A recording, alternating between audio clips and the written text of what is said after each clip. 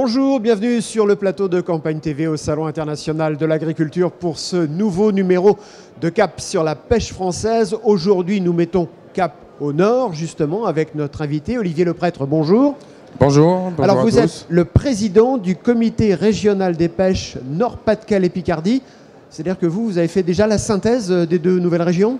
Tout à fait. Depuis très longtemps, le comité régional des pêches gère le Nord-Pas-de-Calais et la Picardie en même temps. Donc pour nous, le rapprochement des régions ne change strictement rien. Alors avant de vous retrouver, eh bien, je vous propose d'aller faire un petit tour du côté de Boulogne-sur-Mer, l'une des plaques tournantes pour les produits de la mer en France.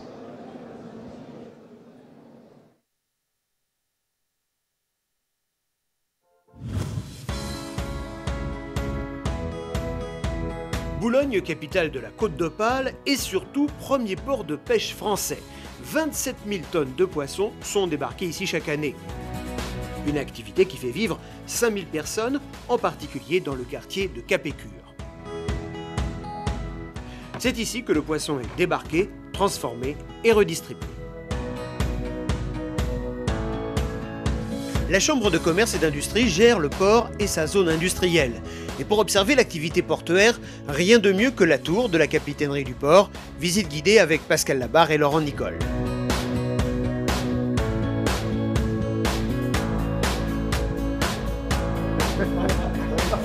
Dans le bassin Loubet, on réceptionne les bateaux de pêche, les produits sont directement stockés et réfrigérés sur place. Donc ça, c'est vraiment le cœur névralgique de la partie production où les bateaux travaillent, débarquent, stationnent le week-end. Et vous avez en parallèle ou à côté de ce bassin, vous avez un certain nombre d'espaces qui sont dédiés non pas à la partie production mais à la partie transformation et donc activités liées aux produits de la pêche débarqués ou pas sur Boulogne. Sur le territoire boulonnais, il y a environ 140 entreprises qui travaillent les produits de la mer, dont 80% sont basés ici sur cette zone portuaire.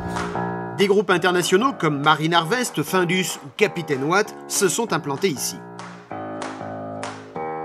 Au sein de la planète Poisson, nous sommes devenus une terre d'accueil pour les entreprises étrangères qui viennent s'implanter ici, qui donc font construire des usines, qui implantent des équipes commerciales. Et évidemment, tout ça, ça joue énormément dans le fait que Boulogne soit parmi les 5 places leaders en Europe dans les produits de la mer. 350 000 tonnes de poissons transitent chaque année dans le port. Laurent Nicole tient à nous faire visiter la salle des ventes de la Criée. Elle a été entièrement modernisée et informatisée en 2008 par la Chambre de commerce et d'industrie. Cette criée en fait a la capacité de pouvoir réaliser des ventes en fait très rapidement. Alors les durées varient évidemment, mais on peut avoir 20 ou 30 minutes de vente, comme on peut aller jusqu'à 1h30 de transaction.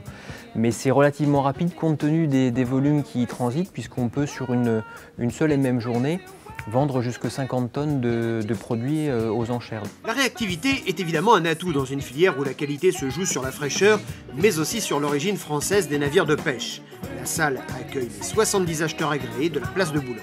Ils ont un système de carte électronique qui leur permet de s'identifier. Puis vous avez en face, vous avez 2 équipements. Le premier équipement, en fait, c'est un cadran qui reprend les cadrans de vente aux enchères. Donc vous voyez les 4 cadrans qui sont ici présents et qui permettent en fait à l'acheteur d'appuyer sur le bouton qui va bien pour emporter l'enchère. Et puis vous avez à côté de ça un micro qui permet, là encore, à l'acheteur, sur un lot bien déterminé, de dire s'il souhaite avoir la totalité ou pas du lot qu'il vient d'acheter. Alors Olivier Leprêtre, quand on est à Boulogne-sur-Mer, ce qui surprend, c'est toutes ces usines, tous ces hangars, ces entrepôts. On a vraiment l'impression qu'on est au cœur de la planète poisson française. Oui, c'est tout à fait ça. Bon, comme le reportage le dit, c'est quand même 350 000 tonnes de produits qui passent par la zone Capécure, qui est la zone de maraîchage de Boulogne, où il y a toute la transformation, et environ 30 000 tonnes de production locale. Et alors on voit que tout a l'air assez paisible, tranquille, mais c'est tous les jours une course contre la montre, dans tous les entrepôts, dans toutes les usines. Il faut savoir que Capécure, ça travaille que la nuit, et ça commence à 2 h du matin jusqu'à environ 10 h. Et il y a énormément de monde. C'est vraiment la plaque tournante du froid. Il y a tous les produits d'import qui arrivent, il y a les bateaux qui rentrent, qui débarquent, qui vendent leurs poissons, qui repartent en mer. Il y a une très grosse activité. Alors, je voudrais qu'on parle aussi de la situation des bateaux qui sont immatriculés dans votre région aujourd'hui. Alors, tout le monde n'est pas logé à la même enseigne, hein. Il y a les chalutiers, les fileyeurs. Il y en a pour qui ça va et d'autres pour qui ça va un petit peu moins bien. Voilà. Actuellement, on rencontre de gros soucis sur nos fileyeurs. C'est-à-dire que c'est des bateaux de 9 à 12 mètres qui pêchent principalement la sole. Et vu les conditions climatiques depuis le mois d'octobre 2015, ces bateaux-là ont du mal à aller en mer et rentabiliser leurs outils. Pourquoi vous parlez des conditions climatiques? Il fait trop froid, trop chaud? De grosses tempêtes, donc les bateaux ne sont pas assez costauds pour aller en mer. Et après, nous avons la flotte chalutière, c'est-à-dire des bateaux de 16 à 25 mètres, voire plus, qui dans l'ensemble tournent correctement.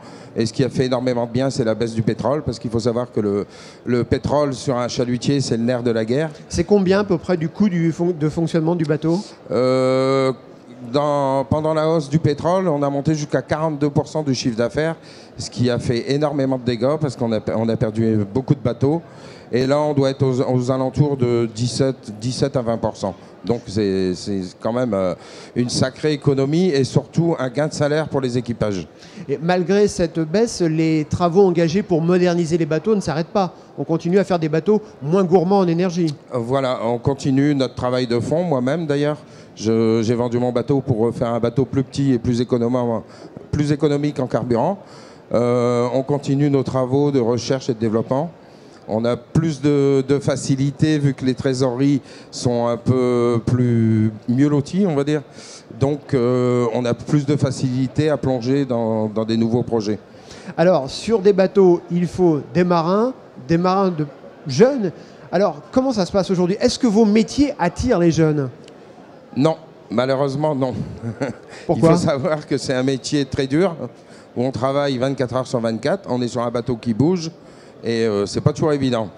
On a une belle école d'apprentissage maritime à Boulogne, mais on n'en sort pas beaucoup de pêcheurs. Il y en a, pourtant tout est fait dans le bon sens, mais il n'y en a que très peu. Donc on est obligé de faire appel à la main-d'œuvre étrangère, malheureusement, parce qu'on ne trouve pas de Français. Pourtant c'est un métier où les salaires sont relativement corrects. Et si on compte le jour de mer par rapport à ce qui se passe à terre, un bateau de 20-25 mètres en moyenne chez nous, hein, parce que selon les ports, c'est pas tout à fait la même chose. Les gars travaillent environ 220 jours de mer par an, chose qui est quand même relativement correcte. Mais quand on est en mer, c'est 20 heures de travail. Et si on parle de salaire, par exemple, salaire mensuel d'un homme sur votre bateau? On va dire que ça oscille entre 2 et 3 000 euros. Parce qu'il faut expliquer à ceux qui nous regardent qu'il y a une part fixe du salaire, mais il y a surtout quand même un salaire qui dépend de ce que vous récoltez, vous capturez. Voilà, tout à fait. Donc en fait, le salaire est proportionnel à la pêche. Si la pêche est bien vendue et que le chiffre d'affaires est bon, le matelot est rémunéré à l'avenant du chiffre d'affaires. Donc il est bien évident que c'est pour ambitionner les gars et éviter qu'ils s'endorment, parce que bon, je vous répète, c'est un métier très dur et il faut toujours qu'il y ait la carotte pour les faire avancer. Alors Olivier, vous allez aussi, vous, au nom du comité des pêches, dans les collèges, les lycées, pour rencontrer des jeunes, peut-être des futurs marins. Qu'est-ce que vous leur dites pour essayer de les faire venir à vos métiers? Je leur dis que c'est un métier, d'abord c'est un beau métier, et puis on est assez libre quand même finalement sur la mer. On n'a pas trop de... Enfin, il y a les contraintes quand même européennes, etc. Mais on se sent un peu plus libre que sur la terre. Ensuite, il faut savoir que c'est un métier où il n'y a pas de chômage du tout. Du tout. Ça inquiète souvent les parents d'ailleurs. Quand leurs enfants disent « Tiens, je ferais bien marin-pêcheur », on dit « Oh là là, c'est pas forcément une situation d'avenir ». Vous leur dites au contraire, il n'y a pas de chômage. Ah non, il n'y a pas de chômage du tout, et bien au contraire, c'est un métier d'avenir. Mais c'est parce que souvent, on nous fait paraître à la presse, on va dire. Hein, parce que bien souvent, la pêche a mauvaise presse, alors que ce n'est pas le cas du tout. C'est un métier d'avenir où il faut à tout prix que les jeunes viennent vers nous, et on aura de quoi les faire évoluer, même pouvoir devenir patron assez facilement, si je peux dire. Alors justement, la formation, c'est une formation courte, longue, ça se passe comment ? Maintenant, on peut aller jusqu'au bac et puis le BTS. Maintenant, il y a un BTS depuis 2015. On va dire, allez, en moyenne 3 à 4 ans. Mais celui qui reste, qui n'a pas envie de trop évoluer, au bout d'un an, il peut aller en mer. Hein. Alors, c'est un métier, il faut avoir de multiples compétences. faut savoir bien évidemment piloter un bateau, ça c'est le moins qu'on puisse attendre, mais il faut aussi être un petit peu mécanicien, un petit peu comptable, un petit peu gestionnaire, parfois même un petit peu scientifique. C'est un métier très diversifié. Et il est bien évident que quand on est sur un bateau en mer et qu'il y a un problème quelconque, il faut pouvoir le résoudre. Donc on doit faire de la mécanique, de l'hydraulique, de l'électricité. Après, il y a tout ce qui est gestion administrative qui est de plus en plus importante. Hein, parce qu'avec le millefeuille de réglementation européen plus national, je ne vous fais pas de dessin. Il y a énormément de contraintes administratives. Donc il faut être administratif. Et dernièrement, scientifique. On se rend compte que pour faire évoluer les TAC et quotas qui sont décidés par les scientifiques, moi je me suis rendu compte depuis 2 ans qu'il faut qu'on soit moteur dans cette affaire. Et je suis en train de mettre en place des protocoles scientifiques pêcheurs pour faire évoluer les données. Et les pêcheurs, les nouveaux pêcheurs, ceux qui vont arriver, ceux qui sont dans les établissements professionnels, sont-ils ou sont-elles, parce qu'il y a aussi des femmes, des fils ou filles de marins-pêcheurs? Il y en a. Il y a des... Bien souvent, c'est un métier qui se transmet de père en fils. Hein. Derrière moi, il y a 4 générations de patrons de pêche. J'ai mon neveu qui prend le relais et mon fils aussi. Donc, il y a quand même... c'est un métier principalement qui se transmet de père en fils. Mais il y a des personnes qui viennent de l'extérieur, d'un monde extérieur, qui ne connaissent rien du tout à la pêche et que, franchement, c'est des bons éléments et on sait qu'il y a de l'avenir.